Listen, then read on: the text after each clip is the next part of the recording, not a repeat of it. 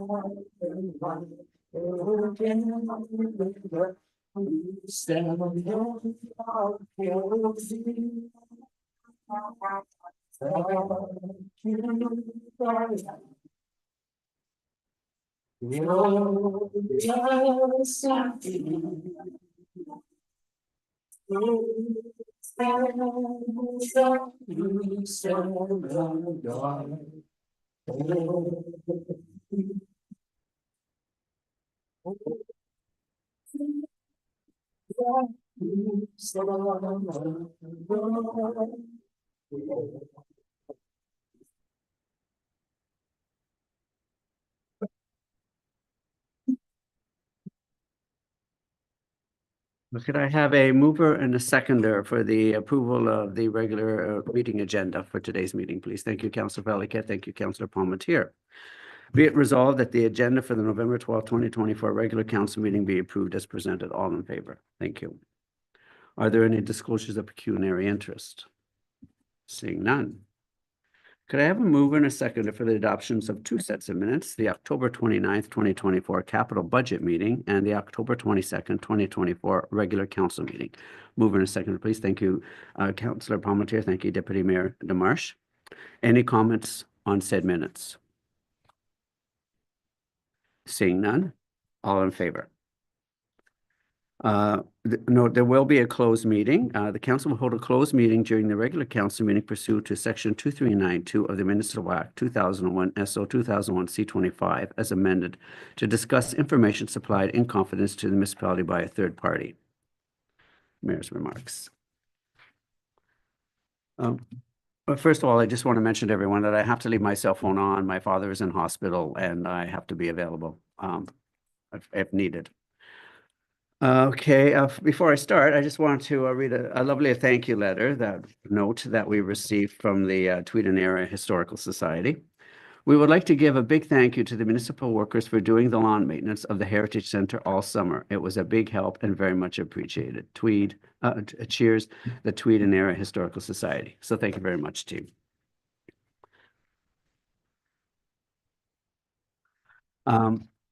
It was a Halloween to remember. I made my way to the park, greeting those who, with open trunks, which flowed with treats of every kind. Congratulations to Team Kenaston and all the trunkers.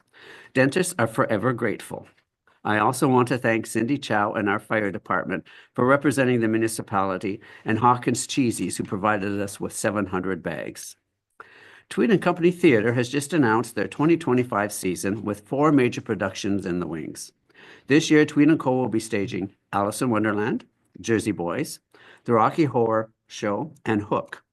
These wonderful musicals will also be staged at our Actinolite Marble Arts Center, thanks to the major renovations which are near completion. We are very fortunate to have such a thriving theatrical arts venue in our own backyard. Please invite your friends to take in some of these amazing shows. You and they will not be disappointed. On October 23rd, I attended a 3-hour Quinte Healthcare evening meeting with all regional hospital foundations to develop a preliminary strategy that would address the needs of all 4 hospitals over the next 3 years. The hospitals include Belleville General Hospital, Trenton Memorial, Prince Edward County, and Bancroft. The commitment required is unbelievable. More on that after round 2 discussions. On the 24th, I attended the Belleville General Hospital Foundation board meeting. That evening, we enjoyed the chili dinner hosted by St. Cartha Church. On October 25th, I met with John Marini to view a potential property for his tech hub. That Saturday, Chuck and I enjoyed the hilarious musical A Night at the Grand Guild Opry. This theatrical piece was written and performed by our own Tim Porter. Joining Tim on stage were James King, Daniel Leger, and Catherine Cappellecci, all performers from away that called Tweed their second home. On the 27th, I attended the Mohawks of the Bay of Quinte Gala to raise money for both their new long-term care home and for the Belleville General Hospital Foundation. On the 29th, we had our first 2025 budget meeting focusing on our capital needs. That evening, I and Councillor Valiquette attended the Hastings County Enterprise Facilitation Fall Social hosted at the Cube Cafe. There were over 20 businesses in attendance. On the 30th, I attended the Food for All Committee hosted by Gateway Community Health Center. That evening, I enjoyed St. John's pasta dinner. After dinner, I made my way to the library for the Tweed Area Arts Council AGM. On October 31st, I attended Hastings County Council. At that meeting, Mayo Hako, the Gateway Community Health Center Executive Director, presented on how the community health care model is appealing to doctors. Also, congratulations to Mayor Bob Mullen, who was re-elected to another 2-year term as Hastings County Warden. That afternoon, we had a special closed meeting with all of council in attendance. That evening, I made a quick visit to our park to take in the Halloween trunk-or-treating festivities. On November 1st, Deputy Mayor Demarche, Councilors Valiquette and Fleeler and I were honored to raise our Remembrance Day flag. Later that morning, Deputy Mayor Demarche and I made our way to Bridgewater Retreat to marvel at what Phil has accomplished after the devastating 2022 tornado destroyed his property. On the 2nd, Liberal MPP Ted Chu called to touch base. On the 4th, I met with Judy Rufo, a new BGH board member, to bring her up to speed on foundation operations and activities. On November 4th, I represented Hastings County at a 4-hour evening meeting, enabling collective impact through collaborative governance and leadership. The goal of this meeting was to begin discussions on how the Ontario Health Team and local health-related organizations should work better together. This was the first of 4 scheduled meetings. On November 6th, I was joined by Councillors Fleeler and Valiquette for a photo op with the Retired Teachers Association to celebrate their donation to our park reforestation program. I later met with Hastings County Enterprise Facilitator Christine McLean. On the 7th, I attended a Kiwanis executive meeting followed by a general Kiwanis Club meeting. On the 8th, a CHSN transit meeting was hosted at Sterling, where a proposal for continued operations of this service was tabled by CHSN Executive Director Victoria Treverton and United Way Executive Director Brandy Hodge. The proposal was very well received, and I'm happy to report that this much-needed rural transit service will continue. CHSN will unveil a program which will take effect in Q1 2025, but as it stands, operations will continue as they are. Well done, Victoria and Brandy. Later that afternoon, CAO Rayborn and I met with Elaine Capusta and Catherine Sedgwick from Queensborough to discuss Hamlet insurance options. That afternoon, a group of us met to discuss the rising homelessness situation that is now beginning to surface in Tweed. On November 11th, I was joined by Deputy Mayor Demarche and Councillors Fleeler and Valiquette for our community's Remembrance Day memorial salute to those who sacrificed life, limb, and mental state to protect our freedoms. The freedom to practice the religion which speaks to your soul, the freedom of peaceful assembly, the freedom to speak your mind, the freedom to love who you choose to love, the freedom of thought and expression, and the freedom to be the person you are meant to be. Thank you to our Legion for your commitment to ensuring that we do not forget. Thanks to the Trenton and Petawawa bases for their 2 buses of military personnel that joined us on that day. Thank you to St. Cartha students for your beautiful poem. Thanks to all those who laid their wreaths. I was honored to do so on behalf of our municipality and do another on behalf of the county. Thank you to the over 300 who were in attendance on a cool, misty day. And thank you to our veterans and legionnaires for their very moving ceremony. I'm so grateful that I live in this country. I want to acknowledge that the province has upped our Ontario Municipal Partnership Fund. The province has agreed to add 50 million in 2025 and a further 50 million in 2026, bringing the total amount of the program to 600 million. What this means for your municipality is that in 2025, our allocation increased by 183,000 to 2.24 million. We are grateful for any additional penny that the province can throw our way. Recently, we found out that Centre Hastings has canceled their parade. There was a number of reasons, but a key factor was due to Ontario Minister of Transportation regulations, which for some reason have never been applied in over 50 years. The ministry requires that if we are going to use a provincial highway for a parade, then we must apply for a permit 3 months in advance of the parade, pay a $520 registration processing fee, provide liability insurance, obtain written support from emergency services, confirmation of support from neighboring municipalities and First Nations communities, and conduct a traffic impact study. And we would have to do the same thing all over again for our Canada Day parade. This is absolutely ridiculous. I have reached out to MPP Rick Bressie, Parliamentary Assistant to the Ministry of Transportation, for clarification. I sent both an email and text message. I'm still waiting. The OPP have never requested a certificate from MTO. We will have a parade, but we may have to change the route. Thank you. Yes, please go ahead. Your Worship, in regards to the parade, we are the sole owners of the connecting link. Unfortunately, on the other side of the connecting link is highway. So we're disrupting the highway. Unfortunately. Yeah. Well, let's see. Let's see what maybe they're just going to say, no, that's okay, go ahead. Okay.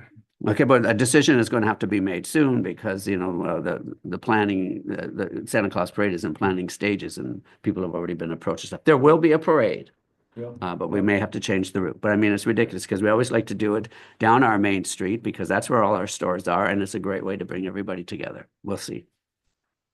And it doesn't take that long. But okay. There is a public meeting being held today. Could I have a move and a second to table? To table the public meeting for zoning amendment ZA 20/24. The applicant is Grant and Celia Maines. Authorized agents is Deborah Kinsman, and location is 121 Cars Road. The purpose and effect of the proposed zoning bylaw amendment is to change the zoning of a 1-hectare lot from the rural RU zone to the rural residential RR zone. The retained land shall remain zoned rural RU and environmental protection EP. The rezoning of the severed lot to RR is a condition of severance B109/23 and will provide for the appropriate zoning for the size and proposed use of the new parcel. Could I have a mover and a seconder to get that on the table, please? Thank you, Councillor Valiquette. Thank you, Councillor Fleeler. Okay, are the proponents here for the change? Seeing none. Is there anyone, Gloria, that would like to speak to this online? I have no one registered online. Okay, thank you. Does council have any questions? Seeing none.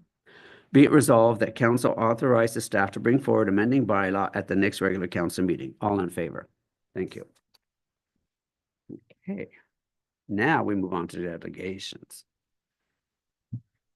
Okay, John, I'd like to welcome John Marini, Sennheiser Software Incorporated, and he's going to make a presentation to us on a tech hub concept that he would like to explore. So thank you very much and welcome, John. I just want to let you know, John, that we have like 10 minutes for each delegation, so get in what you can, okay? I'll get in what I can. Okay. Thank you for the time.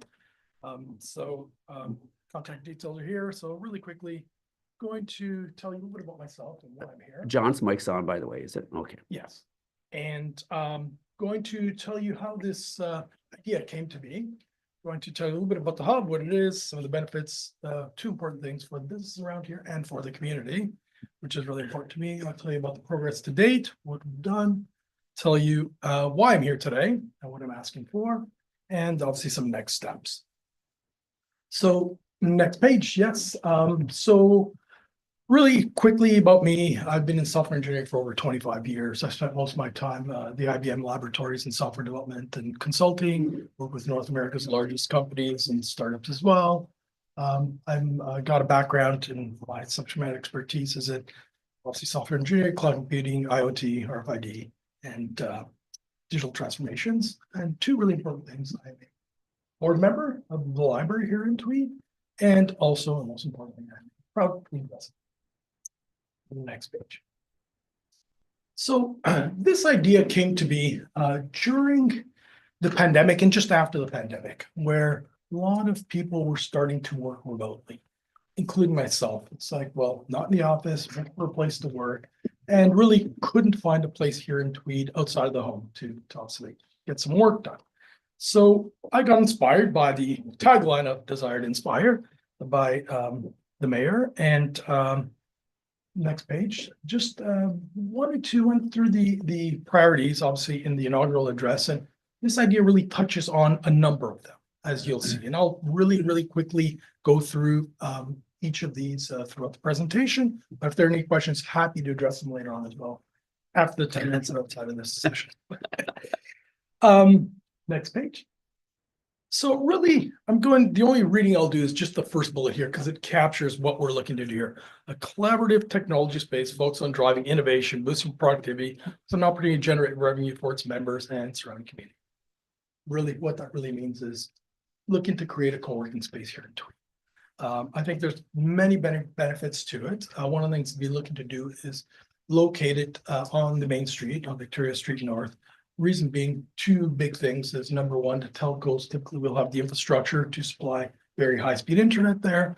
And number two, we'd like to see the traffic coming through town and obviously make it visible to the community. So it's looks great on all of us and will draw some attention. The community will, the hub itself will embrace all innovation. But one of the things really probably we'll be looking to do is have a particular focus on ag tech. Agricultural technology.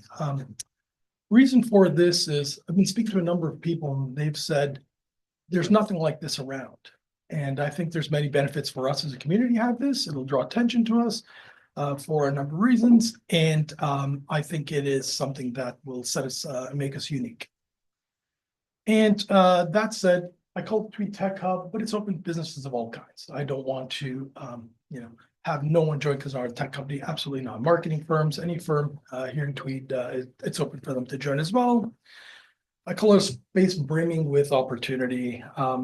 Reason for that, it's going to generate employment. It's going to help educate. It's going to get some entrepreneurship going. And obviously it's going to be a bit of a community hub. So I think there's many benefits for it. I'll skip the whole part about partnerships for today, given the 10 minutes. Next page. Yeah. So really what this is, think of it as just office space, flexible office space, and it's going to be catering to companies of all kinds. For example, you're a small business, sole proprietor, you want to have one desk and it's an open desk, but you want somewhere to work every day. You can come in, you can rent it by the day, the month, and the year, and clearly there'll be different tiering options for the tenants. There'll be private office spaces. So for example, it's a 2-3 person organization who they don't really want to rent a big office somewhere in town because it's quite expensive. So here's a way to have an office within an office. And so they'll be able to create, so we'll be able to cater and create some glass walls and give them a bit of a private space there. There'll be open spaces for gatherings, community meetings in the space, professional mailing address. So clearly you don't need to put your home address or whatever. If you have a business, you have a space there. Boardrooms, private telephone booths. I'll skip that for today. There'll be kitchenette, obviously providing coffee, and we'll have that for the community here. So next page. So what are some of the benefits for the community and the businesses, sorry, for the community? We know that hybrid and remote work is here to stay. So there are organizations in town, people who've moved, looking for places to work. And I think there's a real need for it. I will, state that this is something that I would really love to have in town as well. And not all places around here have high-speed internet. The best you can really get is the LTE or if you can do Starlink, but you know, if you've got multiple people on, it could get a little busy. So having a professional high-speed option is great for individuals. I mentioned about the affordable office space because, you know, once you pool and have people in place, you're not duplicating expenses for printers, conference room capabilities. It's all provided by the Tweed Tech Hub itself, and as a member, you will have used this. Cross-selling opportunities, I like to state that because, you know, if I'm a tech company and I've created a product, but I'm looking to market it, well, what are they going to reach out to? Maybe a marketing organization within the hub. It's like, hey, I'd love some help. And all of a sudden now there's an opportunity for this person or organization to come into this as well. Sense of community. And last thing I say, Tweed and beyond, is I think there's a real opportunity for us to look at the traffic that comes between Toronto and Ottawa. And if you're an organization that has an office in Ottawa, Toronto, Tweed could be a great place to meet. I mean, halfway between both towns or cities. And obviously, but we generate some traffic through here as well. I think we should look to, you know, embrace that and obviously provide opportunities. These people have a place to stop and connect and meet. So we'll just go to the next page. I spoke a little bit about the ag tech thing. So once again, I think the new generation of agricultural producers is here. Things like IoT, AI, digital twins, they've clearly are becoming mainstream in agriculture. And I think that this is something that I think the local agriculture producers will start to take a look at if moving forward. And obviously the Tech Hub could provide community support. Obviously have a tenant here that they offer the services, you know, they could provide these services to the community as well. All right, for the community, gives us a vibrant identity, helps, you know, the downtown core. Oh, sorry, I'm on the previous page, previous page, sorry. Next page. And there we go. Oh, next page, sorry, right. My apologies. There we go. Well, no, it went the other way, but that's okay. I'll speak to it anyway. It's the one starting with embracing a community. vibrant. It says benefits for the community. Next. There we are. So that's page over. Thank you. Sorry. Go ahead. So it'll help with the downtown core. One of the things I love is the job creation as well. So from the renovations to obviously managing and operating the facility, there's going to be some job creation there as well. And some joint ventures. I'm just going to skip to the next page. This is the part that I'm really excited about. It's benefits for the youth. This is what I really think is really important for the community. I think it's going to open up eyes for the youth of the community to see what types of businesses are there, somewhere I can go speak to about a tech career or a marketing career or anything like that. They will be exposed to these things through some of the workshops that may be held there in the open spaces, co-op opportunities. So one of the things that we'll be looking to do here is opening up this place for crop placements for the high school and for the more advanced people down at Loyalist College. Actually, I've already had some conversation with Loyalist College, but more to be done there. But I think it's really important to upskill the local population as well. So through these open sessions, you know, we'll be having free seminars. We can offer them, you know, some tech related, some maybe marketing, depending on who the tenants of the hub are. We do things like, you know, basic computer skills. I think security is really important. And some advanced topics, IoT, and obviously AI, which everyone wants to talk about these days. So just things that I think can bring the community forward. So I will, one of the important things I just want to touch on this page as well is just the last bullet here. I think with a lot of people working at home, mental health, obviously, this facility will provide benefits for mental health as well, because a lot of people experience the isolation and they experience obviously, you know, lack of social interaction. And I think by having this space, I think it provides this for members as well. So that's it. Next page is just a few links you can read at your leisure. Just some of the benefits for the community for you know, a co-working space. I'll go to the next page. So really, what I've done is I've socialized this concept with community members and some of the municipal officials. I think it's been very well received so far. I think everyone's excited about the opportunity. And I've also, as noted earlier in the meeting, I've viewed one possible location here in Tweed, Victoria Street North. I've attended Tweed County Social and socialized the idea there as well. Well received. And there I met Christine McLean and Jen Burke from Hastings County, who provided me with some very, very good information, as well as Carolyn Burke from the Community Development. After that, I had a meeting with Andrew Redden from Hastings County, and so he shared some very good information. And Christine McLean also facilitated a great introduction to Lori Gowett from Lloyd's College. I met her last Friday, actually at their accelerated facility in Belleville. So it was a great conversation she and I had, and I'm sure there'll be more. Go to the next page. So what I'm here for today, really, this is really nutshell is really looking, and it could be here, but it could be after this meeting, clearly. Please reach out to me. I'd love to just, your initial assessment on the viability of this concept. Hey, John, it's been tried before, it's failed. Here's why it failed. Can we learn from that or not? Love for socializing the idea. So I know I've already broadcast a little bit for individuals, but if you know of individuals who may be interested, especially with the Heritage Modern facility, I think it's really, really important to understand here is looking for a trendy spot. When I say trendy, it's not like really fancy. It's good bones, exposed brick walls, maybe wood floors, old facility, not fancy. And I've provided an image in the appendix for you to look at. It's just an example of what kind of it could look like, and clearly be a lot bigger than that, but just gives you a little bit of a visual. And what I would love to have is some assistance in identifying some organizations that may be interested in doing some market research. So for me to be able to ask them questions, some other research activities, some surveys, I really would like to understand from them whether there's a market demand here in Tweed for this or not. And then once I know that, then clearly I'll start to look at the concepts, financial viability as well. It's one of the things I'm starting to look at as well.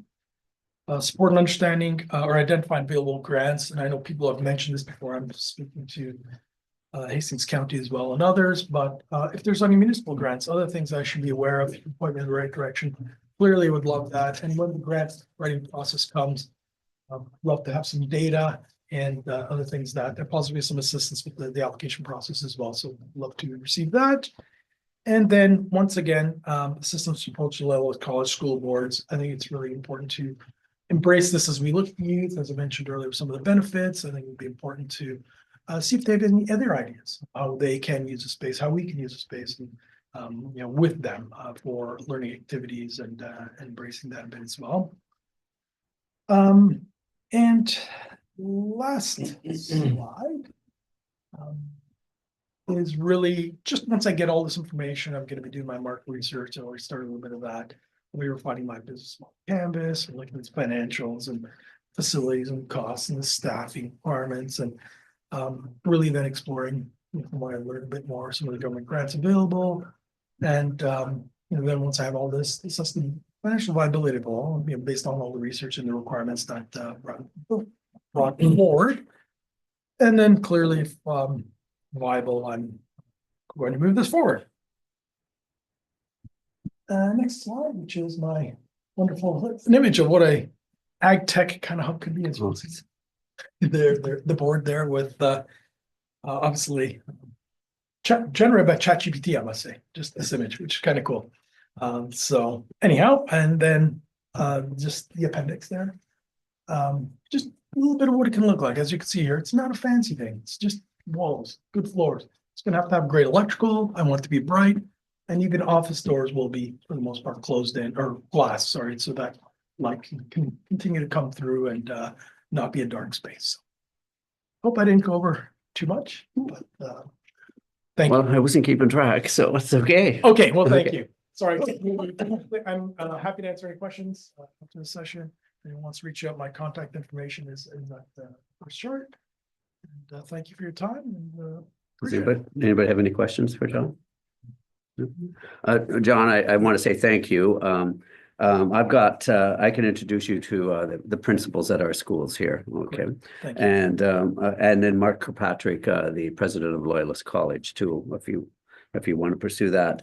And then you've already met with Carolyn, I see, at CFDC, the Community Futures Development. And like, if you ever need an introduction to Marilyn Rutledge, that's another person who's on our Enterprise Facilitation Board.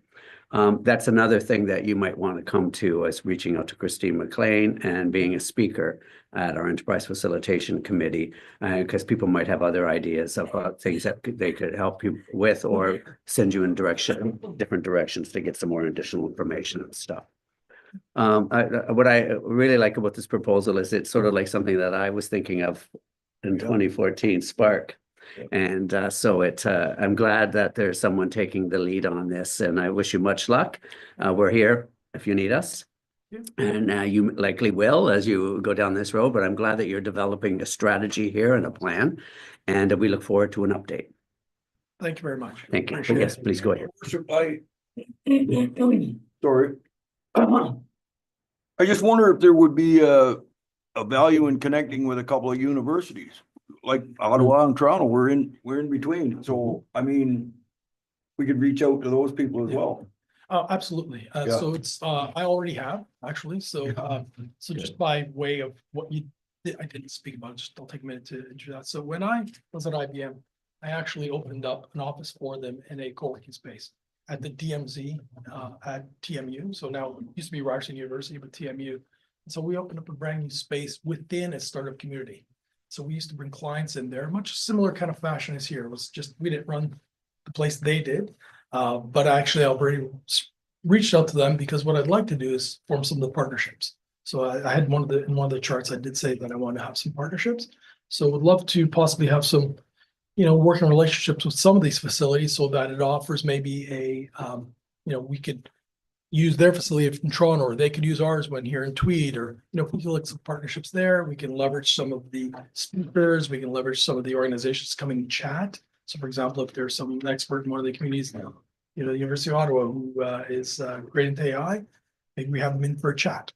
So they could do one of the talks here as well. So absolutely, it's part of what we'll be looking at as well. Thank you. Yes, please go ahead, Councillor. Through your worship, I'll do some thought from the agricultural side and reach out to some individuals that are working more on the precision agriculture Yes. and how that's going. But you're right, that's the way it's moving. It's sustainability has been a buzzword for 15 years now in agriculture. And now as we understand more of it, and understand the lack of resources we have here on Earth, it's very important. So I'll do some thought and reach out to some people and see what kind of opportunities would be from that side. Thank you very much. Just to let you know, Councillor Palmetier is a huge farmer within our community. So As I he's understand, going to yes. bring great insights to what you would like to Great bring. to understand. I'd love to have a conversation with you as well. Just That's saying, fine. but cattle as well. It's one of the things that they're monitoring very, very closely as well with sensors, and it's really, really. Okay, thank you very much, John. Thank you. Okay, Thank good you. luck. Okay, Cindy, you're next. I think you're next. Yes.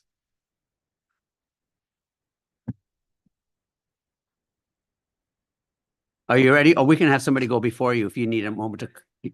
Okay. Thank you for having me today. And we're glad to hear that Jason McCoy will be coming to Tweed June 21st, 2025. And Larry Barrio and Razor's Edge, which is Jake Whalen.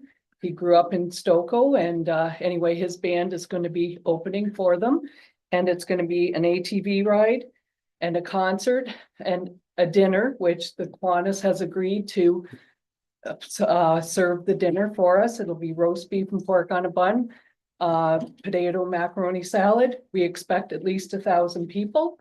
And the Fair Board has agreed to do the bar and look after the venue and things like that. So, and I have saved the date cards. So in case everybody's wondering what Cindy is talking about, Cindy has been working with the Eastern Ontario Trails Alliance to bring in a big event into our community in 2025, June 21st. And it's Ride for Dad and Destination Ontario, called Rock the Trails at the Tweed Fairgrounds. What it is a bunch of ATVers who will be coming into our community.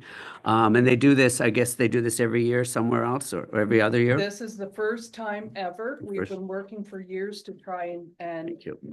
do something big like this with Destination Ontario, which is Ontario Tourism, who promotes this, the first annual biggest ATV event is what they're calling it. It will have a Rock in the Trails website. By December 1st, you'll be able to buy your tickets. The tickets right now will be $75 for your ATV ride, your concert and your dinner, or an That's good. ATV ride and a dinner is $40 and a concert only is $40. So we're keeping it low.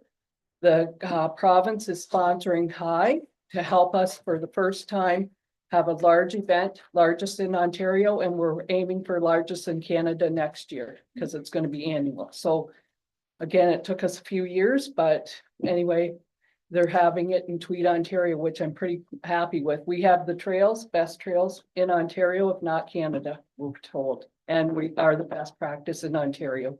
We've worked very hard for many, many years and raised a lot of money to make sure that trails are the best. So, Well, this is great news. Thank you very much. And thank you for the update. I know you've been working behind the scenes trying to pull everything together. It looks like you've got it all wrapped up now. And the ticket price is actually very reasonable. that's what we think too. And you it's like, we want to make it affordable, get people out and enjoy the trails and the scenery and, and enjoy Tweed. And we're hoping, again, the business community downtown gets excited and involved also, like they used to have Elvis in their front windows. Why not have something for An this? ATV in their front window. Sure. Anyway, this is great. Any questions of Cindy? Yes, please go ahead, Your Councillor worship, Clear. just a little note, this is to support prostate cancer. That's correct. Once again, so Sorry. we, couple of us have already stepped up to the plate for November. And not doing very well. no, not really. Right. Not really. Thank God Well, it's a keep whole us month. going. Gonna have to get some grease and put on there, but anyway, Yeah, Ride for Dad is part of the. Oh, that's good. Thank you. I Yeah. didn't know that. So Yeah, thank you. Ride for Dad, support will also go to them from this concert as well as others. yeah, So So that's a good EOTA thing. will make some, Kiwanis will make some. Prostate Cancer Research will make some through Ride for Dad. And the accommodations, that's what Ontario wants, is to see a lot of people in those beds Okay. in the area, so. And possibly there could be camping, we're still working that out, Okay. but we do have a list of accommodations already up on this Northern Ontario website. There's a whole story about it right now, so I will send the link to Tweed to be able to view that. Yes, Councillor Valley-Cut. I'm just kind of curious, are there limits as to the amount of people that But could be that's what we're accommodated? working on right now. Okay. with the limits of, and right now we're around 1,000, but again, we're working with Fair Board on the amount that can be there. Yeah, I'm just through kind of their curious if you licensing. get a surgeon in interest, how many people you could actually accommodate for a concert and camping and. Right, we're working on Yeah. that right, but I can keep you updated Yeah, on that. sure. I'll just send you a Yeah. little email and Yeah. stuff. And Yeah, thank you. It's interesting. But yeah, but we're aiming for 1,000 and I'm pretty sure there'll be a few more, but again, we need to know the Mhm. limit from what they can handle over there and their license. Okay, thank you. Any other questions? Yes, go ahead, Deputy Mayor Marshall. Not a question, Mayor, but just a comment. This is exciting, kind of a replacement for our Elvis, and I look forward to seeing what you do with it. I think it's an exciting time for our municipality. Certainly fits into what we love. Right. Okay, any other questions? None? Thank you very much and good luck to you with the rest of the planning. Thank you Thank very you, much. everyone. Take care. Okay, there you go. Okay, now I'd like to welcome Catherine Barra. Catherine is going to walk us through some things happening with MPAC. She is our representative for this area. And Catherine, I think we ran into one another at a conference and I asked you, what was it AMO? Ontario East. Municipal. Ontario East, okay. Yes. At Ontario East. And I asked Catherine if she would come and join us. And colleagues, of mine. I think, I'm not sure if it was Hastings Highlands or something, had you out to a council meeting just to explain everything. And they said it was so worthwhile. And so I wanted to have the opportunity for you to share your wisdom with us and our residents in our community. So welcome. Thank you. Thank you, your worship, council and staff for this invitation to provide a orientation to MPAC and MPAC 101. Really, I hope it's a refresher for some of you as well as educational for some of the people dialing in. Again, the intent is really just to share a bit about what we do, how we do it, as well as share some of the recent enhancements that we've done for sharing some of the market data, et cetera, in lieu of postponed assessment update. So who are we? Did you know that MPAC is the largest assessment jurisdiction in North America? We are responsible to assess 5.6 million properties in Ontario. We are a not-for-profit organization funded by Ontario municipalities, and we're accountable to the province of Ontario, municipalities, and provincial taxpayers. I'm pleased to announce that this year we actually captured 42.8 billion in new assessment. That's new growth that we added to Ontario municipal assessment rolls, which was a banner year for us, a record. Next slide, please. So property data is continuously changing. It's updated every day. That's part of our core work. And it's imperative that MPAC keeps records accurate. So municipalities have the data to support their tax decisions. We assess and classify all properties on Ontario. So it's 5.6 million, but that comprises of single-family detached homes, commercial buildings, industrial factories, farmlands, mines, distribution centers, all of those. And we assess those according to international assessment standards. And again, our property database is one of the most complex in the world. Next slide, please. Property assessments we provide are the foundation of an Ontario property tax system, which generates $31 billion annually in property taxes. Our job is to make sure that those assessments reflect a market value at a point in time. So we are bound by legislation to provide current value assessments as of a legislated date established by the province of Ontario. And municipalities use our assessment information to make informed tax decisions, but also you use it to distribute the tax burden amongst your property residents, your residents. Next slide, please. So what do we do behind the scenes? I've talked provincially, globally, what we do, but for the municipality of Tweed, we're responsible for maintaining data on 4,832 properties. This year, we captured 8.49 million in new assessment. That's new assessment that was not on your assessment rolls. This is due to new construction, addition, renovation through the information received in your building permits.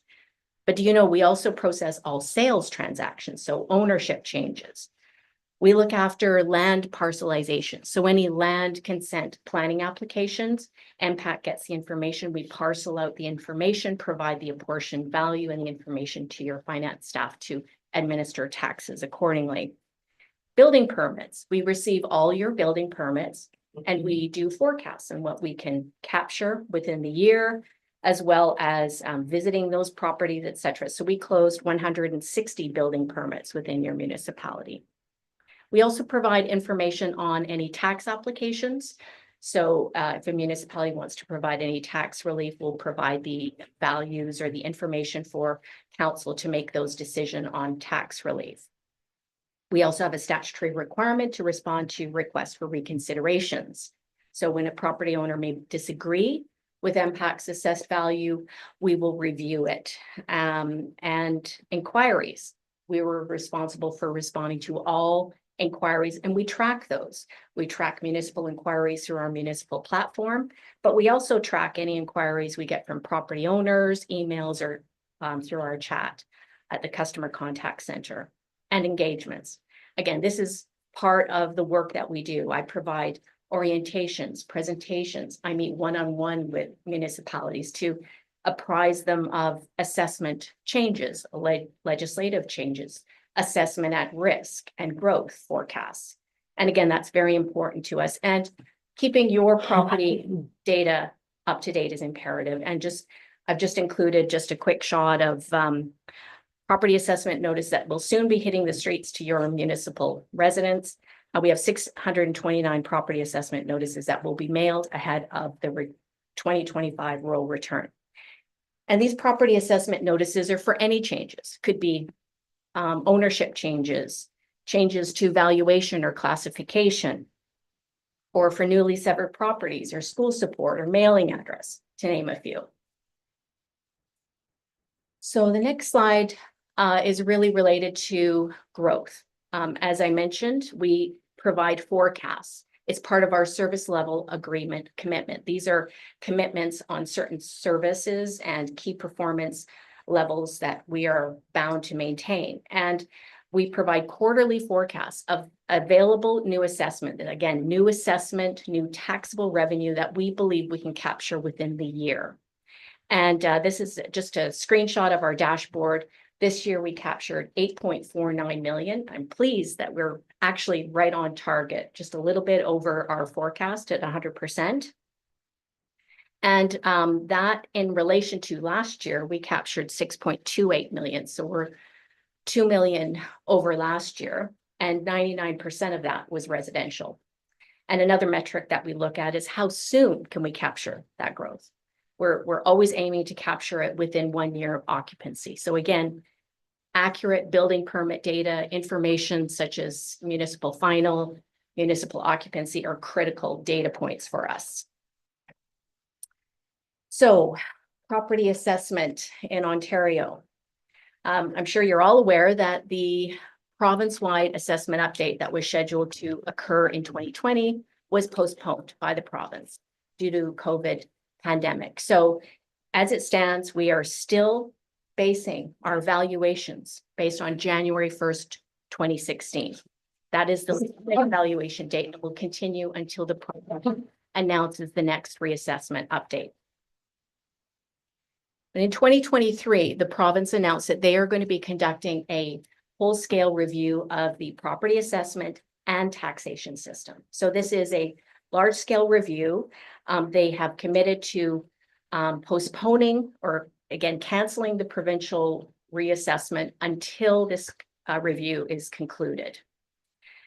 So again, during this period of postponement. If I may, okay, this review started when and expected to finish when? Well, the fall economic statement that was just announced, again, just reiterated that the next reassessment will continue or will be postponed until they conclude this reassessment. So their statements have been that they are doing wide-scale consultations with various municipal organizations. So AMO, let's say Association of Municipalities of Ontario, municipalities, property taxpayers, etc. And MPAC has been contributing. We're contributing our market data analytics, market changes. We're reporting to the Ministry of Finance, just so they're aware of what's happening within the market. And again, we've also reasserted our belief in regular reassessments that are important. And as well, during this time, we've used this time to improve a lot of our services, which I'll talk about in subsequent slides. Next slide. So again, during this period of postponement, our work still continues, business as usual. But we actually took this time to focus on a number of property assessment improvements, such as we've modernized and innovated a number of processes. For instance, we've developed an API or an automated programming interface to ingest electronic building permits and digital building plans. That means we can now capture that growth for municipalities sooner, so they can realize that taxable revenue sooner. We've worked collaboratively with our municipal partners in sharing data. We've actually developed a new data strategy. So we're allowing allowing municipalities and other stakeholders access to our data. We have very valuable data set, and we're looking to make it more accessible for our municipal stakeholders. We've actually looked at generating new revenue. We actually have a business development arm within Municipal Property Assessment Corporation that looks at revenue generation through some of the products we sell to realtors, insurance, banks, et cetera. And that is used to offset the municipal levy. And again, just providing value to property owners through, a better understanding of our role and the assessment and taxation experience. Next slide. So this slide is really just focusing on residential valuation.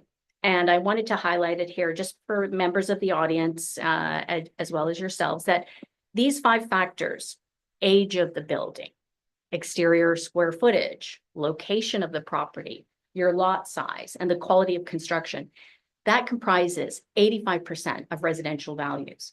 Now, please bear in mind, we look at over 200 factors when we assess residential properties, such as proximity to green space, traffic pattern, what additional outbuildings, sheds, pools, decks, et cetera, do you have? That all is comprised. But again, these 5 factors comprise 85% of a residential value.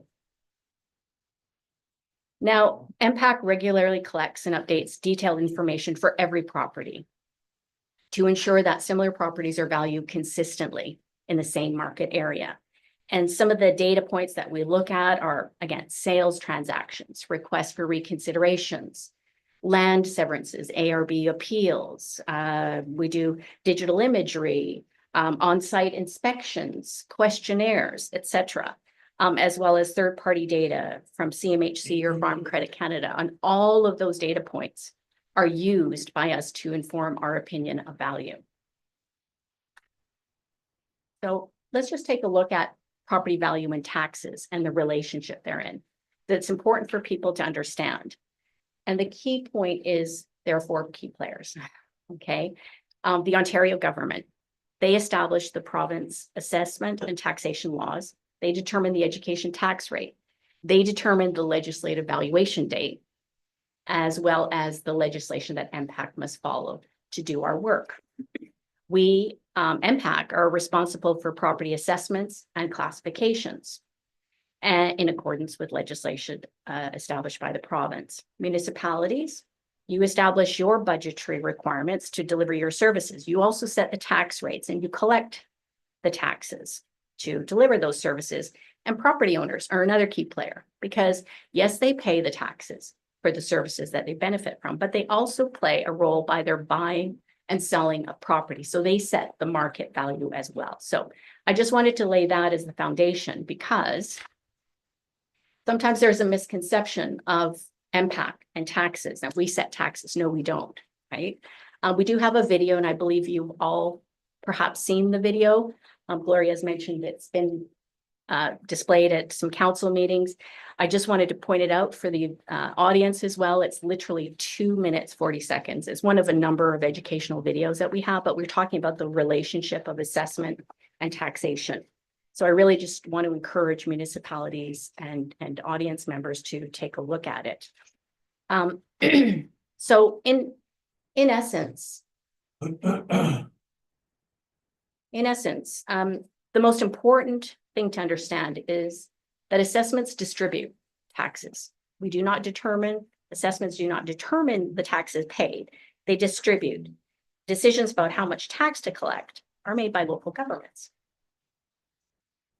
The next slide really is highlighting when the province announces it, how assessed values in relation to the average change within a municipality. And how I'll explain it is when the province will announce the next reassessment, the most important factor is not how much the value of your property changed, but rather how the assessed value has changed relative to the average in the class in that municipality. So this visual is very simplistic, I understand, but it just tries to outline the concept that, let's say in Tweed, the property values went up on average for residential, went up 60%. The first home their value changed only 40%. Bearing in mind, if their revenue, your budgetary needs stayed the same, technically their taxes could be lower, right? If the property owner if their value changed 60%, then technically their values or their property taxes would stay the same. Conversely, if they went up 75% versus 60%, which is the average in that municipality, then again, assuming budgetary requirements will remain the same, they would likely pay more taxes. So that's just the overall concept to understand. But again, I'll be reiterating this when the next assessment update occurs and driving home that message again. So the next slide really is one of quite a few myth versus facts that we have developed as part of our assessment and property taxation toolkit. It's a communication toolkit that we shared with municipalities. It's on our website, again, to help municipal staff and elected officials maybe alleviate some fears for when the next reassessment update occurs. Because a lot of people have that intrinsic fear. Oh, my property value has doubled, therefore my taxes will double. No, there's no one-to-one relationship. Assessment updates are meant to be revenue neutral, right? It's just looking at the changes between the classes. Property assessment increase does not mean a tax increase. Very important to understand that. If municipal revenue requirement increases, then likely your tax increases. Again, property assessments based on current market values distribute property taxes. They do not determine the taxes paid. Again, decisions to collect how much tax is made by local governments. So if you're getting questions from your residents or they're complaining about their impact value, I would ask you to ask them, could they have sold their property for the impact assessed value? Another question is, have they looked at About My Property, which I'll highlight in subsequent slides, which is a wonderful portal for people to find out about the information we have on file. The third is within About My Property, they can look at similar properties within their municipality to see, am I equitably treated? Am I in line with my neighbors? And lastly, they're always welcome to file a request for reconsideration. If they disagree, they feel our data is incorrect, they're more than welcome. But I'd like to point out that there are deadlines to request for reconsiderations. They're always posted on a property assessment notice. And also, if you do not have an up-to-date property assessment notice, contact MPAC, or generally the word of thumb is the 30th of March every year as well. So About My Property, if you haven't looked at it, I do encourage you to take 5 minutes to explore it. It is a wonderful tool. It's free online.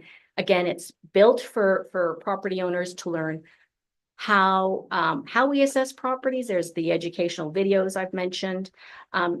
Owners can look and verify the information that we have on file is correct. They can look at older notices to see what changes over time.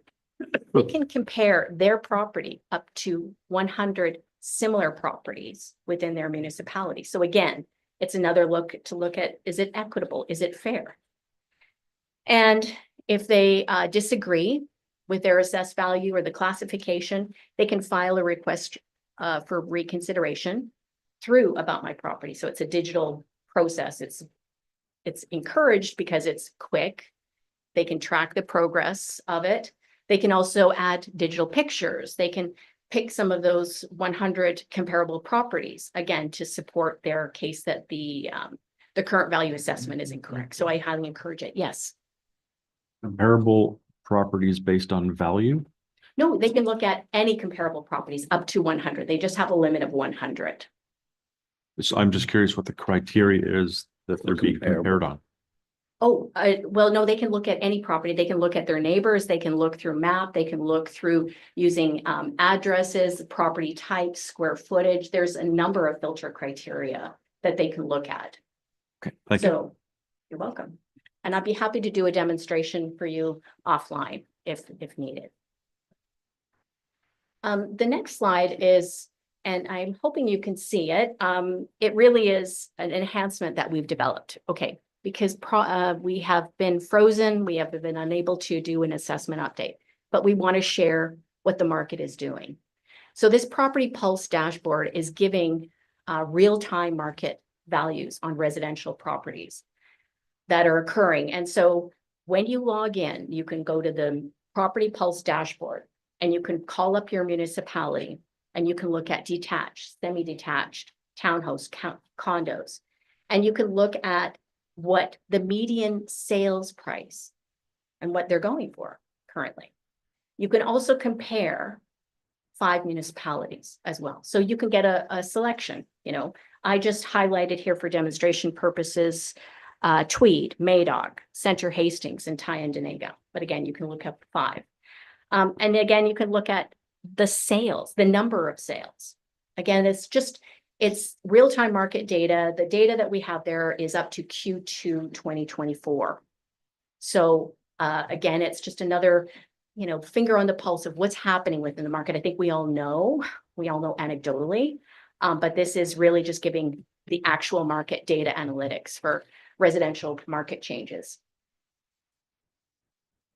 So meeting regularly with our municipalities is something I do every day. It's part of our core work. We do orientation sessions. We do training sessions on our products and our municipal platforms. We attend all municipal conferences and present at many of them as well. We provide webinars. We have our own YouTube channel, believe it or not, with some of these webinars. So it's very imperative that we continue to strengthen municipal partnerships and give the data that municipalities need to make your decisions. Municipal Connect, this is just a screenshot for Tweed. The landing page, it really is one of the most important ways that we support all 444 municipalities, which is our data sharing platform. Municipalities, municipal staff, consultants can use this platform to manage their assessment base. They can monitor changes, look at trends in property values in their region. They can create any very varied customized reports on a wide range of search criteria, as well as download dozens of impact made data products. And like About My Property, we built it in-house, so we are continuously updating this platform to make it easier and our data more accessible. Next slide. Lastly, I'm pointing out another new insights. Now, this is accessible on our website, impact.ca, so you don't have to be a property owner to log into About My Property. You can actually get an idea of the residential property landscape as a whole, because it's an interactive map. And what we've done in this case is we've looked at a decade. We're looking at a decade of residential property values, and we've broken it down in 3 time periods: 2013, 2018, and 2023 are the data that we have available. And you can look at any municipality and you can look at how their assessed values for their residential assessment base have changed. And for illustrative purposes, I've included Tweed here, and I've only included 2 time periods, 2018 to 2023. And in 2018, nearly 53% of your assessment base, residential assessment base, was priced under or was valued at under $250,000. In 5 years, that has dropped to 5.4%. And the shift is now close to 58% of 250 to 500,000. And again, you can look at any municipality. And this is interesting because these insights have actually brought out a number of other facts that a lot of media has been digging into, that what was once considered more affordable options, like semi-detached townhomes, are actually appreciating more rapidly throughout all of Ontario municipalities. So it's just, again, it's another tool, it's another data source for us to share our information, because we have been unable to provide an assessment update. So I encourage property owners to take a look there. And again, supporting property owners. We're always looking to improve and enhance the experience of property owners. So we've developed some other platforms and how we can reach them. Okay, so we actually provide letters to all property owners in advance of an inspection. So when we get a building permit and we see, oh, it's coming up to final or occupancy, or we believe we're estimating completion, we'll send a letter in advance, 6 to 8 weeks, saying, hey, we're going to be in your neighborhood. Would you like us to make an appointment, or we'll turn up? That has been really, really fruitful to improve relationships with MPAC and allay some fears. What we do, we actually are very active in social media. We're Twitter, Facebook, Instagram. Again, with that myth versus fact, try to allay and mitigate some of those misconceptions, as well as educational videos that we've developed. And First Time Homeowners Hub. I really think they should remove First Time, because Homeowners Hub, it's really just a one-stop portal on our website to address any questions that homeowners may have. Like, what is the importance of January 1st, 2016? Why is my assessed value so different from my sales value when I purchased my home? How can I change school support? What do I do if I have a question? How can I use my assessment information? How can I file an RFR?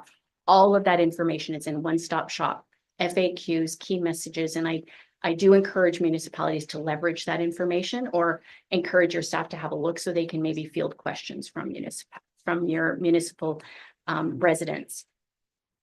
And lastly, we're really good about sharing reports, and I wanted to give you a heads up that you will be in receipt of our 2024 municipal partnerships report. We've been preparing this for the last 6 years, and it comes out in December, and it really just focuses on some of the work that we're doing with municipalities throughout the year. But we do have 2 other reports. We have a performance report, which again talks about our accountability and transparency and how we're doing in relation to some of the goals we're establishing for operational efficiencies, such as capturing new assessment or customer and a partnership engagement, or any other operational efficiencies, and reporting on how we're doing with that. And lastly, our annual report, which is again talking about our operations in general, as well as our financial highlights throughout the year. So all of these reports are available on mpac.ca, and encourage you to take a look at it. Happy reading. And that concludes my presentation. And I do thank you for the time. Well, thank you very much, Catherine. I have just a couple of questions. You also would determine the value of provincial buildings as well? Yes, we do. Okay. We provide value for every property, even if it's exempt, because not some properties sell. So we have to have a current value assessment, and that's part of your budgetary requirements Now, too. Gloria, do we have like the LCBO, do they sometimes pay us something and sometimes they don't? So LCBO has consistently paid, the post office consistently pays, other than the education difference, as Ontario has a different rule than the rest of the country, and their head office has deemed that they don't like Ontario's rules and they don't have to follow it. The only ones that we don't always get money back on are the provincial properties, the M&Rs. Okay, so and then why is it that they would be exempt? Maybe you don't know. Why would they be exempt of having to pay taxes? Well, under the Assessment Act, there are certain property categories that are exempt, such as municipally owned properties, municipally owned long-term care, that type of thing, veterans, legions. There's certain criteria, cemeteries, hospitals, those are exempt Oh, properties. that's good to know. Okay. Yes, Okay. but bear in mind that, let's say in a hospital, if there is a taxable tenant, there could be a commercial approach. Yes. Right? So if there's any taxable tenants, we will capture that, and payment in lieu information are provided, and they're coming the end of this month. Payment in lieu information for all federal and provincial properties as well. Okay, and then I want to go back to something you talked about, how property assessment doesn't necessarily mean that municipal taxes are going to go up. And that's typically what we would do is we would adjust our mill rate to bring in what we need to continue to fund the operations of the municipality. So it's not an opportunity to say, oh my gosh, we're going to bring in lots of money. we have to be very, very responsible and transparent about what we do when we adjust our mill rate to reflect property assessments. That's right. That's right. And I would like to reiterate that reassessments are to be revenue neutral, Mhm. right? So again, it's not a tax grab, your assessment base may technically double, but you will have to adjust your tax rate. Exactly. But the most important thing is that you'll have to look at any shifts between the classes, right? Commercial versus residential and looking at that. And that's where the challenge is. And that's why a reassessment is definitely needed. What I would like to do is I would like to take Catherine's presentation, post it separately from the council package. And I was also wondering, before we delete today's session, if we can in some way, which you can, capture her presentation to us, package the two together and put them up independently on our website. Are you okay with that? Absolutely. Okay, thank you. Any questions of Catherine? Yes, please go ahead, Deputy Mayor Marsh. No real questions, Mayor, but just kind of build on what the mayor has said. I hear, I'm in real estate, so I hear all the time the anxiety of the public when they hear so in about their assessments going up and oh my God, my taxes are gonna go sky high. And so in theory, everybody's assessments could go up 100%. Okay. That doesn't change the fact that this municipality needs to tax 5.5 million. We don't go to 10, we don't go to 11 million because that happens. We still require 5.5 million. Like the mayor said, we just adjust the tax rate. So there's a lot of confusion. You did a really good job in clarifying that.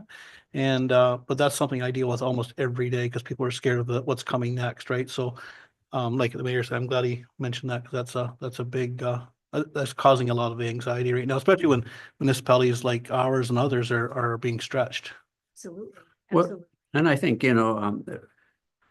when our properties are reassessed and they obviously will go up, like you say, that also provides us with more credibility with the bank, more opportunity to if you have to remortgage or whatever. And so there's a lot of benefits to having our properties reassessed. It's not going to be a tax grab, as you said. It isn't. Any other questions? Seeing none, thank you so much. Thank I you. see what my colleagues across Hastings County have been saying. Wonderful Thank presentation. you very much. I Thank you. appreciate the time. Thanks. Okay, moving on. Could I have a mover and a seconder for the statement of revenue and expenditures, actual to budget variant analysis as of October 31st, 2024, please? Thank you, Councillor Valiquette. Thank you, Councillor Fleeler. Any questions on those? Seeing none, be it resolved that council receive the variance analysis report as of October 31st, 2024 as presented. All in favor? Thank you. Departmental updates. Moving on to the CIO. Could I have a mover and a seconder to table the administration department update as of November 7th, 2024? Thank you, Deputy Mayor DeMarche. Thank you, Councillor Palmatier. Over to you, Gloria. So my report is before you. You'll see that there's actually two resolutions being suggested today. The first one's just receiving the report. The second one is in relation to delegations for the Roma conference. They are open and they are due at the end of this month. There had been some discussions with the mayor that you would like some delegations in here. And sometimes when we're submitting that, they want to see the council resolution authorizing it. So I wanted to make sure it was on this meeting so we would have it in time for the deadline. Okay, thank you. There's one thing that I wanted to talk about in your report, and that is the tax sale completions. There was a time that when we would do a tax sale and if we got what we wanted and or else say another 10,000 or 15,000 came in above what we were looking for, municipality could have retained those funds. Now there's been a change in legislation that anything that exceeds the value we have to give to the province. Is that correct? Yes. So the way it used to work was let's say the minimum price that we required to cover all of our costs and recover the outstanding taxes was $5,000 and somebody bid 10,000. The 5,000 would be paid into court for 1 year. At the end of the year, if the previous owner or any interested parties on it previously did not apply for it, the excess funds would be paid back to the municipality. So there was always a delay in getting those funds, but it was coming on a somewhat consistent basis if you kept up your tax sales every year. However, around, I believe it was 2017, 2018, the province passed a bill. There was lots of controversial items in that bill, and this was kind of the last one on it where they changed it, where it's now being held with the courts for 10 years. At the end of the 10 years, the excess funds, if not claimed, are just given to the public guardian and trustee, and are no longer allowed to go back to the municipality. And it applied to any tax sales that were registered after 2019, I think was the date. So we did have some excess proceeds on some of these properties, as you can see from when we, from what was posted as the winning bids, as well as what the minimum tenders were in those advertisements. Those amounts we'll have to work on preparing the necessary certified checks. We will have to go to the court. It is about an 1.5 hour long process to actually get it paid into the court. They don't make it easy here. And we won't get that money back. It's ridiculous. I mean, it's another tax grab. I mean, again, taking away from what was ours, uploading it, and then downloading expenditures. Thank you. That's why I wanted to have that clarified. The other thing is I wanted to put in, thank you very much to you and your team. I guess that would be you and Ryan for doing the water system fund, the Hughes application. We did another application, the two of you, for funding for that was for the Housing bridges. Enabling Corps. That Yeah. right, for the bridges and for Flinton Road, that was 800 and some pages. This one here, 635 pages, is it? Yeah, 635 pages. Like, you know, here we are, we're looking at over 1,400 pages for two applications for funding. This is absolutely ridiculous. The government has to realize that small rural communities such as ourselves do not have the personnel time to put in to pulling these applications together. I just wanted to highlight those two things. Going back to the resolutions, so there are two. So could I have a mover and a seconder to table the administration department? You update? currently have a mover and seconder on that one. Oh, it's not here. Because it was Deputy Mayor Demarche and Councillor Palmetier who had, Okay, for that one. okay. So any questions on the report? Be it resolved that council receive the administration department update as of November 7th, 2024, as presented. All in favor? Okay, and then there is a second motion, and this is the one in regards to the Roma delegations. I want to meet with Minister Surma, Minister Calandra, the NDP, and the Liberal Party to table again our infrastructure needs and the desperate need for financial assistance from governments. Could I have a mover and a seconder to table that, please? Thank you, Councillor Valiquette. Thank you, Councillor Fleeler. Be it resolved that council authorize staff to submit delegation requests for the Roma conference to meet with Minister Surma, Minister Calandra, the NDP, and the Liberals regarding our financial situation and capital infrastructure funding support needs. All in favor? Thank you. Often these delegations fall on deaf ears, but I want to continue to press our case, because if we just sit back, people can just say, well, we don't know. And I want everybody, whether it be Liberal, Conservative, or NDP, on the same page when it comes to the issues facing the municipality of Tweed. Could I have a mover and a seconder to table the Community Development Department update, please? Thank you, Councillor Valiquette. Thank you, Deputy Mayor Demarche. Any questions? Oh, this is the Santa Claus Parade. I've mentioned it already. Is there anything in particular that anybody wanted to say, other than I know everybody's been frustrated with this? I've heard from you. Okay.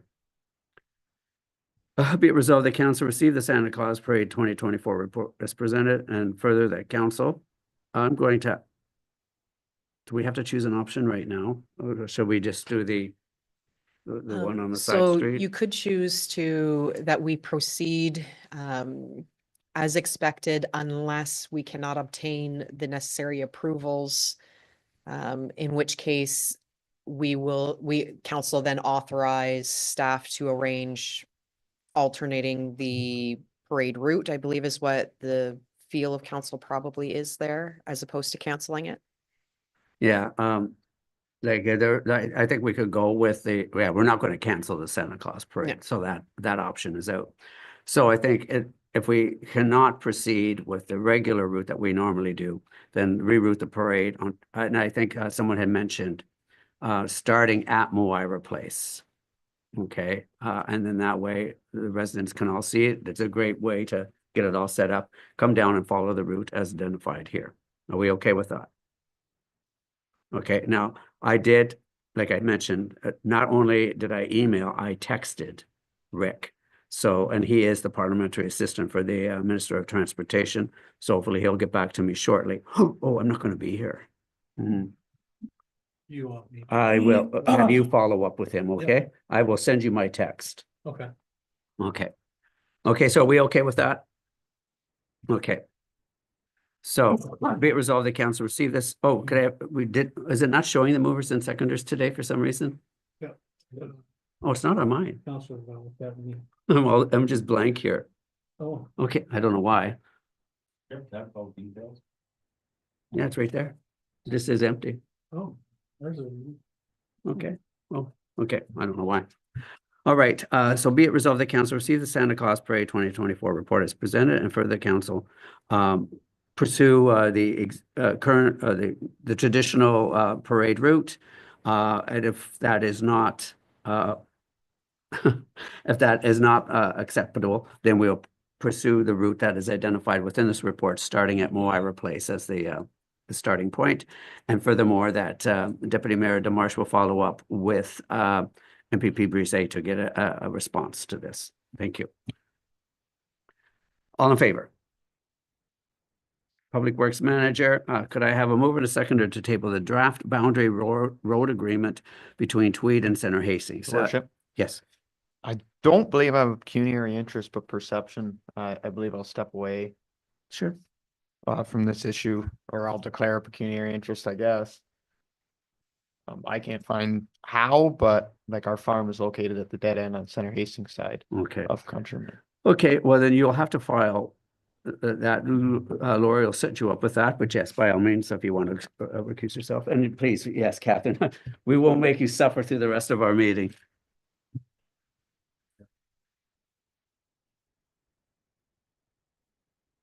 Okay.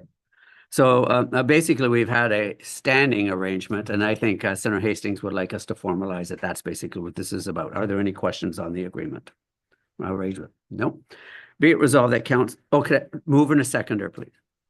Thank you, Councillor Valiquette. Thank you, Deputy Mayor Demarche.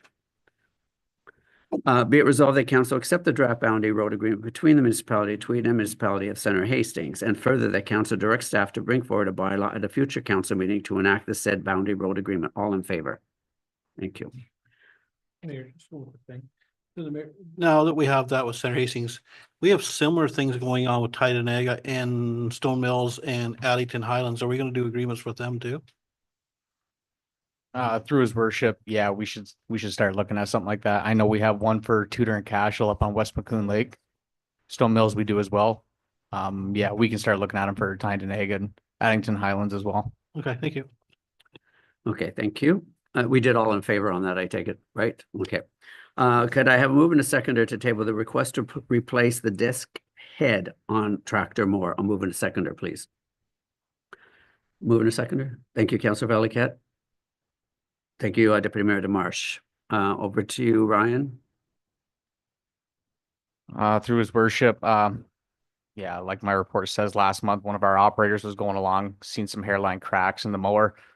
This thing is extremely heavy. It runs at a very high RPM, and the concern is with it potentially hitting another rock or obstacle when it's out doing its job, that it could come apart on us. And just the safety aspect of this, I think it needs to be replaced, considering how much work we actually get done with this. It does run year long, keeping our right of ways pushed back. So my request would be to replace it. And we are seeing a bit of savings on it right now. I think we're saving 10% getting it now opposed to another time. It's just a deal the equipment supplier has on. So Okay. Any questions? Seeing none, be it resolved that council accept the request to replace the disc head on the Tractor Moore, and further that council directs staff to purchase the replacement head from Colby Equipment. All in favor? Thank you. Request, can I move in a second to table the request to add tracking unit to our sidewalk machine? Move in a second, please. Thank you, Councillor Valiquette. Thank you, Councillor Palmetier. Any questions? Yes, go ahead, Councillor Fleeler. Your worship, to the manager of Public Works, we didn't have one on the old machine. Like, is it a necessary thing? I know it's important to know that our equipment's out on the road in a snowstorm and all this kind of stuff. Is that the reasoning behind that, or? Through his worship, that is the reasoning, yes. Okay. Just in case a court battle ever comes up, we can say, hey, clearly we were Okay, out that yeah. day and did our job. So, yes. Thank you. Any other questions? Seeing none, be it resolved that council accept the request to add a tracking unit to our sidewalk machine report, and further the council direct staff to purchase the GPS system from Trackmatics. All in favor? Thank you. Could I have a mover and a seconder to table the water system quotes for Actinolite and Town Halls, please? Thank you, Deputy Mayor DeMarsh, and thank you, Councillor Fleeler. Okay, any questions on what is being proposed? Yes, Deputy Mayor DeMarsh. the mayor, were these, I can't remember all these numbers. Were these in our capital budget? Or are these new? So through the mayor to the deputy mayor, these were not originally in our budget. However, the reserves for these two halls for the capital are high enough to cover the items. When we were doing some general maintenance, there was identified some issues with the machine or the setups that we had, and that they were no longer guaranteed to provide us adequate drinking water for those facilities. And we have a daycare going into the one in the next little while, which has to be formally considered a small drinking water system and monitored in a much higher standard than the old system that we had there. So this is required to be able to meet the needs of our new tenant, as well as to ensure drinking water at those facilities. Exactly. Just to follow up, so this won't have a tax impact on our budget. No, these would be funded from those capital reserves. It just means there'd be less for other things that might be coming up out of those two reserves. Any further questions? Yeah, oh, yes, Councillor Fleeler. Yeah, your worship, to the roads manager, is this per site or is this a total cost Through his worship, this is total cost for both halls. for both halls? Okay. Any other questions? Seeing none, be it resolved that council accept the water system quotes for Actinolite and Thomasburg Halls report, and further the council direct staff to accept the quotation provided by Tristan Kennelly Plumbing. All in all in favor. Okay, could I have a mover and a seconder to table the Public Works Department update, please? Thank you, Councillor Valiquette, and thank you, Councillor Palmetier. Any questions on said update? Seeing none, be it resolved that council accept the Public Works Department update as presented. All in favor. Thank you. Could I have a mover and a seconder to table the Fire Department update, please? Thank you, Deputy Mayor DeMarsh. Thank you, Councillor Fleeler. Over to you, Derek. I was going to say, were there any questions, but I thought you've been sitting here this whole time. You go right ahead. Through your worship, just know we've been busy with through fire prevention, doing all the schools and stuff, doing presentations for the little ones, which has been very good, and we find that's very helpful to get them at that age and get that into their head, and they go home and they're the ones that really push their parents and stuff to do the checking of their smoke alarms, which I know they definitely save lives and stuff, and it's very important that they know that stuff, and they're very adamant about pushing them. So it's a great deal. We did a bunch of Halloween safety with them before as well, with the little ones, and that went very well. Just one other thing, and we've been going around a few of the other doing inspections here in the last couple of weeks and stuff, and doing fire drills and talking, doing a little bit of fire safety with some of the other local buildings and stuff in town. So that's been going well, and just wanted to point out there that we've had a great deal of training going on in the fire department with the new certification going on. Rich has been doing a great job, him and a bunch of the instructors that have been helping from our departments. Very successful. We just did 6 more students for their NFP firefighter 2 just passed their NFPA exam, so it was great. And one more would do their instructor, so they'll be able to help out with the training and stuff too as well. Just finished there, and they have to have that to do their officer 1. And I've got 3 more students in the hazmat right now that just finished it up last weekend. I think it is, or next weekend they finish up their hazmat, and then we'll be doing some more in-house training, officer training. No more firefighter 1 for firefighter 2 trainings coming up for 2025, and it's been going very well. And they just keep pushing more stuff at us, and they've been doing a good job trying to get done with it. I'm very gonna be tight, but it's gonna work, we're getting through, so. I see, and for the budget for 2025, we're also looking at increased training costs and whatnot. Are we getting up to that level that I know you had a gap that you had to rise Yeah, there. Are we getting so close we're to where? starting- Yeah, so like this year, like, and you'll see in this year, we go through budget, we kind of dropped the training budget, but it's went into wages and stuff for the thing, so, because we are doing the in-house, Okay, learning contract, so it's kind of stays the same sort of thing, but it's, hopefully within the next year, we'll be getting caught up to a point where we're at, you know, new recruits and stuff, we'll be training them and stuff, so we'll be able to level out to come in the coming years, so, yeah. This is, thank you. Yeah, as long as they have a bunch more new certifications for us, but yeah, hope not. Okay, yes, But yes, they- okay. But the guy's been putting a pile of time into it and a lot of dedication and hours and time to do it. And then, like I said, with Rich, ED's been doing a great job with the training and stuff, getting them through. So just thanks to all them to all the time they're putting in. Any questions of Derek? Well, thank you very much, Derek. And again, thank you to you and your team for participating in the trunk or treat. And also, I see Robbie was promoted to fire chief at the at the Remembrance Day celebration. Yes, exactly. Anyway, thank you very much. Appreciate everything that you guys and your whole team, men and women, do for our community. Thank you. Okay, be it resolved that council receive the fire department update as presented. All in favor? Thank you. Animal control, could I have someone table the animal control officer October 2024 animal control and livestock investigation report? Thank you, Deputy Mayor DeMarche. Thank you, Councillor Fleeler. Any questions on said report? Yes, Councillor Fleeler.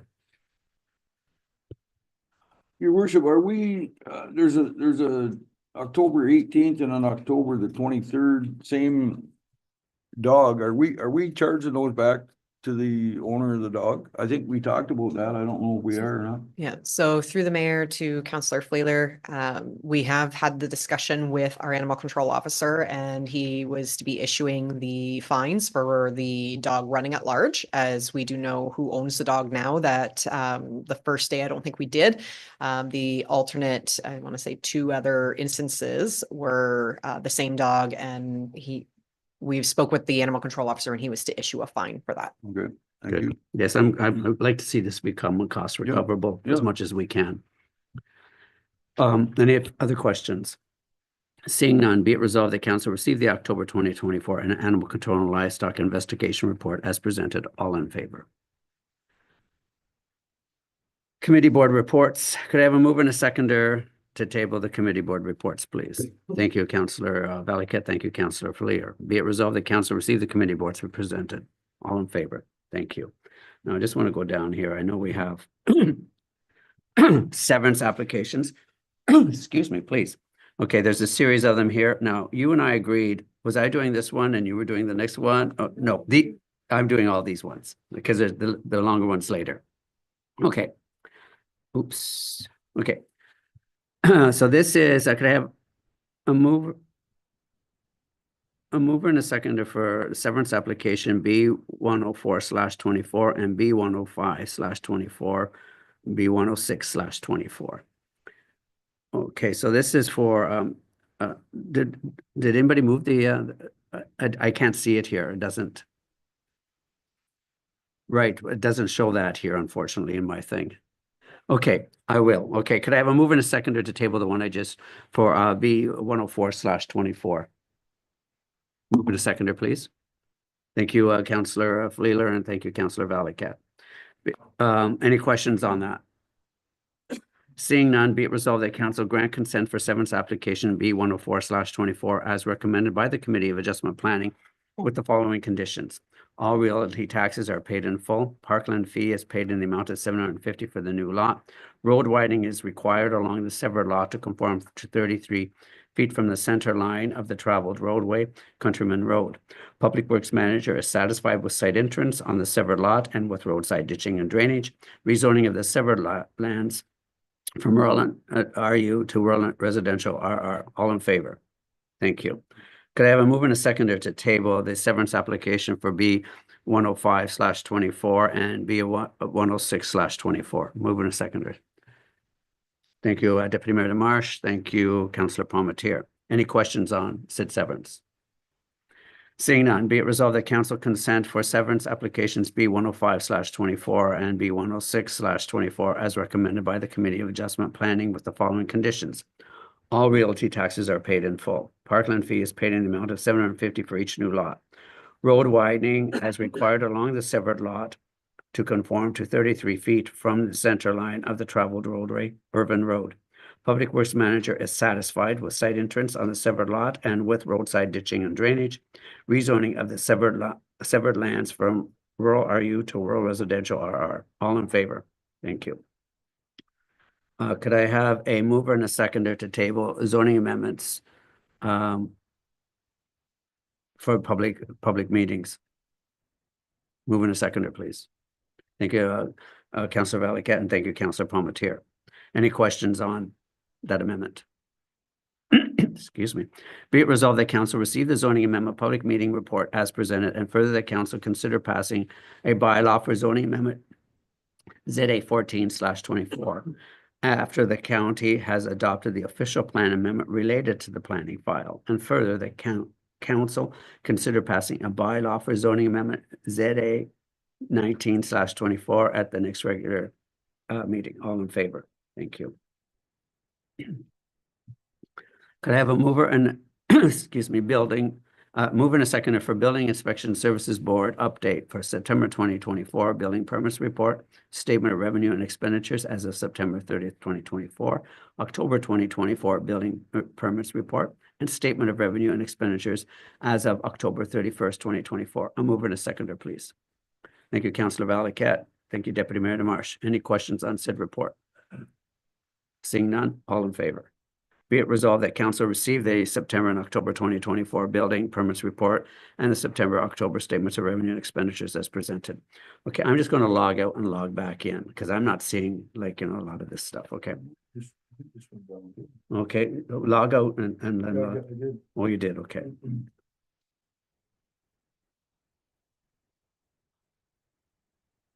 Did it come back when you logged back in? Yeah. Okay.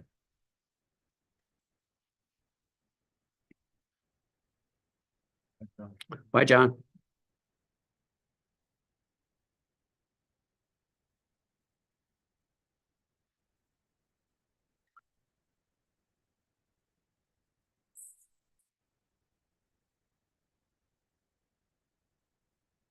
Okay, so now we're down to bylaws. Could I have a mover and a seconder to table bylaw number 2024-88, a bylaw to amend bylaw 2023-17 to appoint members of boards and committees for the Thomasburg Hall and Beautification Committee? Thank you, Deputy Mayor DeMarche, and thank you, Councillor Valiquette. Yeah, it's in now. Any questions on that? Seeing none, be it resolved that bylaw number 2024-88 be read a first, second, third, and final time, passed, signed, and sealed, and open council this 12th day of November 2024. All in favor? Thank you. Items for consideration. Could I have a mover and a seconder to table a request to council to approve the release of the $500 deposit for allowing a trailer at their property while under construction from Courtney Matucci Cox? Could I have a mover and a seconder? Thank you, Councillor Palmetier. Thank you, Deputy Mayor DeMarche. Any questions on that? Yes, please go ahead. Through the mayor, this looks like she just forgot to apply for her refund and that the trailer's been gone for a while. Is that correct, or? In this case, she actually forgot to apply for the additional 1-year extension. The trailer has been removed for a while, but it was technically there longer for a year. So without this approval, I can't release the deposit per the contract that was signed at this time. Any other questions?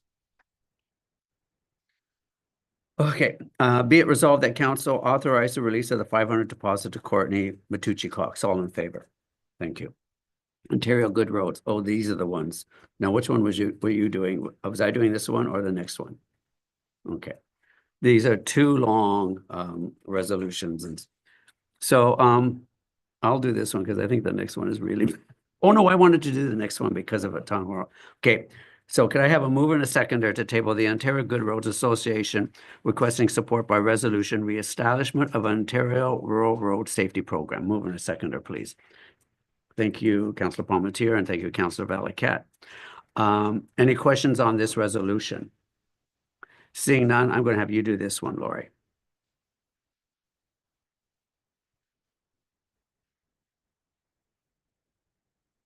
Be it resolved that council support the Ontario Good Roads Association request for the establishment of an Ontario Rural Road Safety Program, and further that council direct staff to prepare a resolution as follows.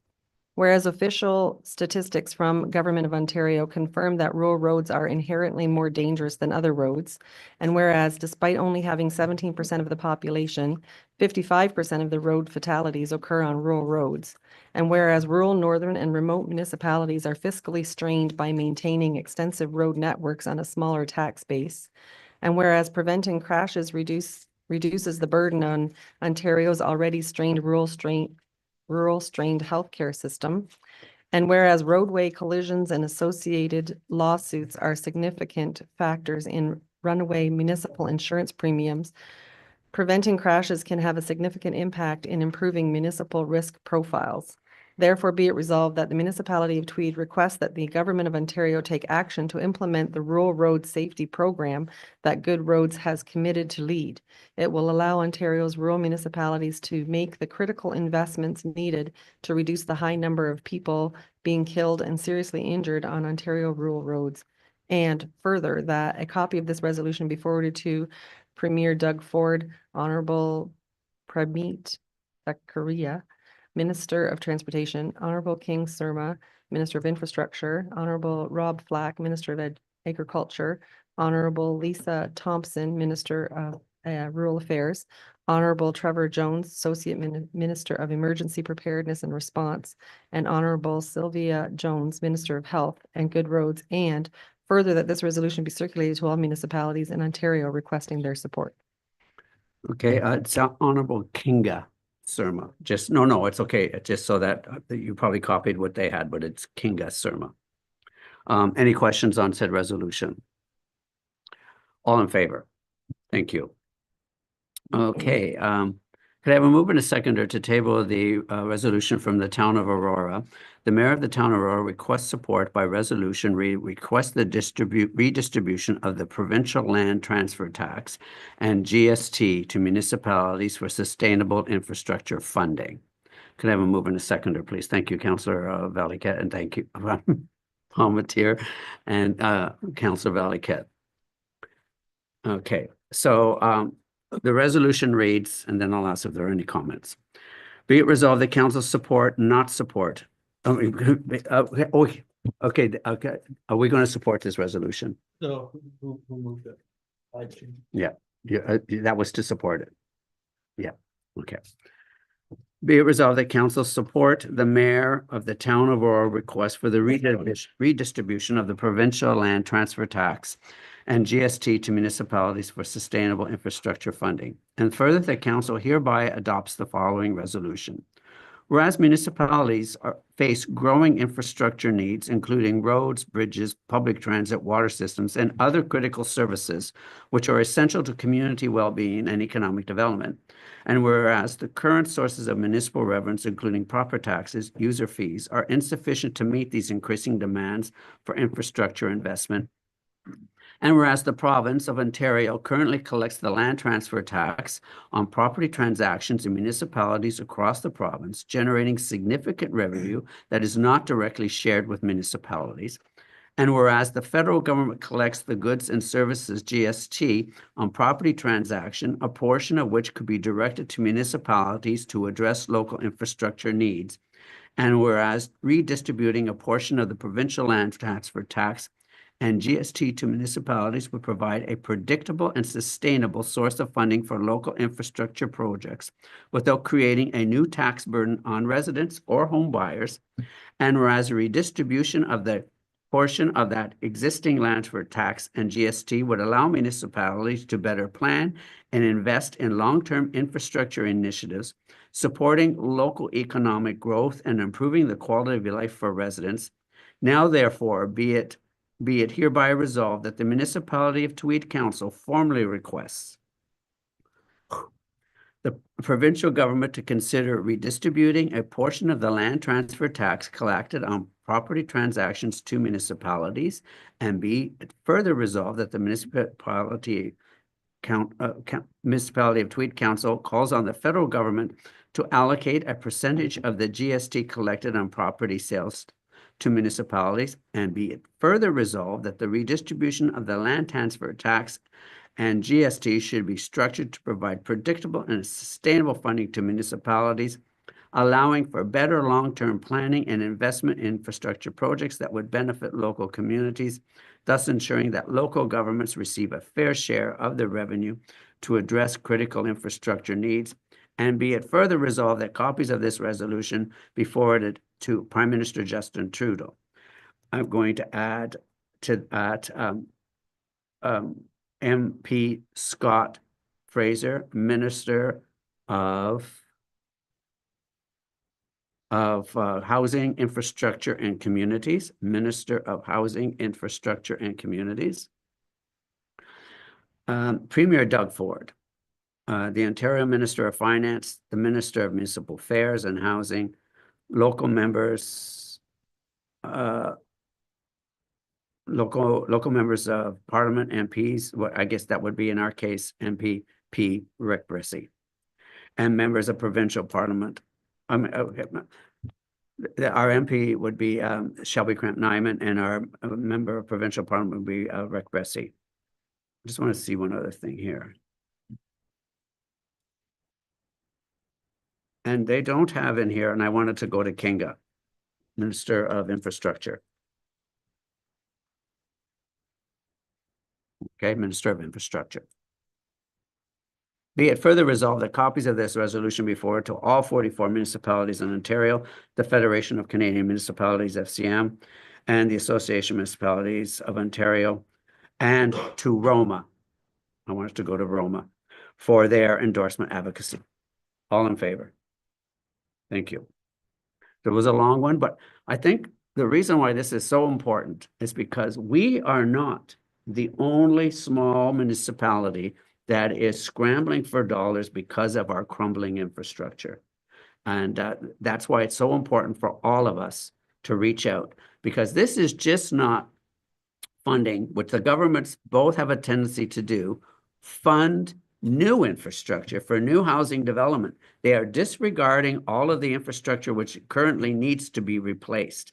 And that is what? It's a phenomenal amount. I think it's like, what is it, 350 billion for the country in crumbling infrastructure that needs to be replaced. So this is a great resolution, a little lengthy, a little wordy, but anyway, it makes the point. Closed meeting. We are now going to be moving into a closed meeting. Could I have a mover and a seconder, please? Thank you, Deputy Mayor Demarche. Thank you, Councillor Palmetier. Be it resolved that council go into a closed meeting at, Lori? 10:49. 10:49. Thank you.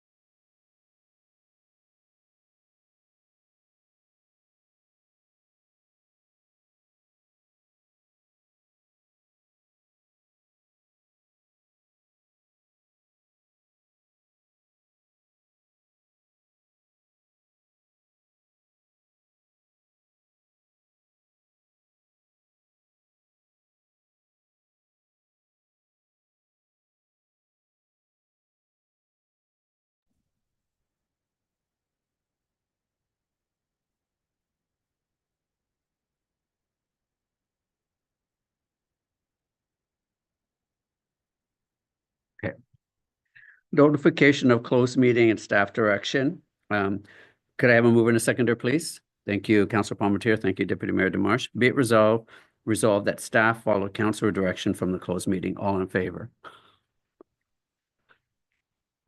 No, we're now back in regular council.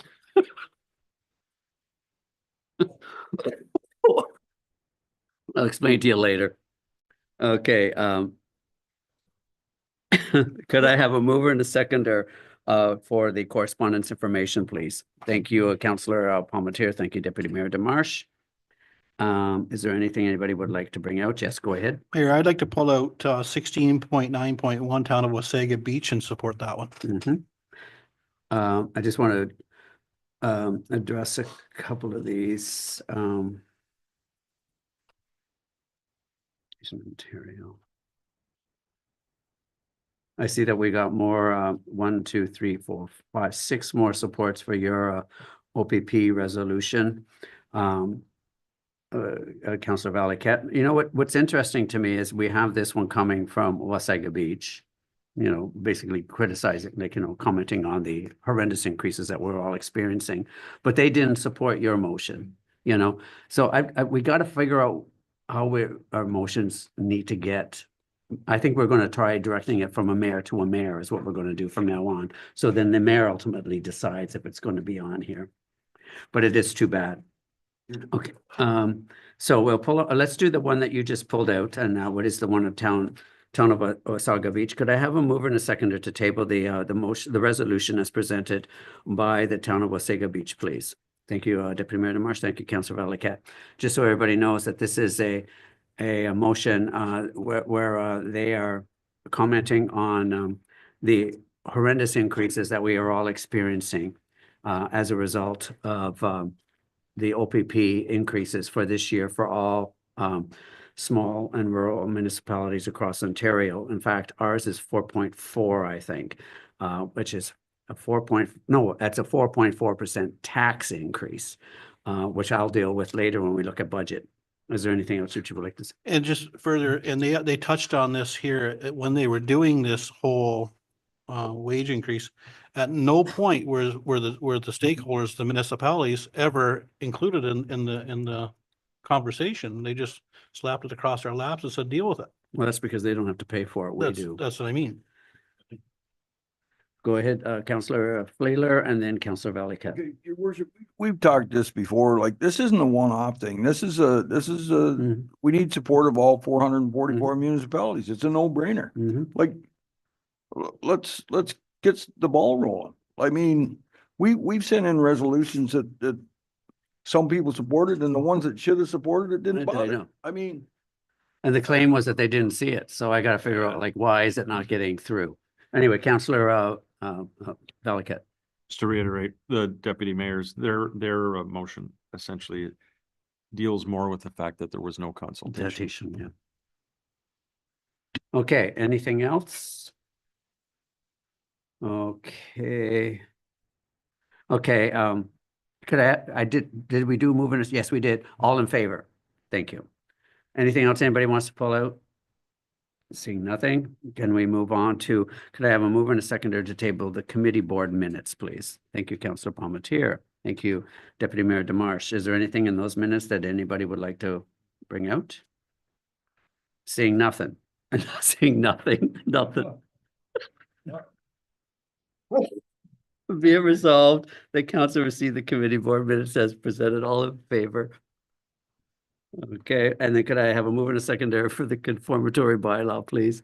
Thank you, thank you, Councillor Palmetier. Thank you, Councillor Valiquette. Be it resolved that the conformatory bylaw number 2024-89 be read a first, second, third, and final time, passed, signed, and sealed in open council this 12th day of November, 2024. All in favor? Thank you.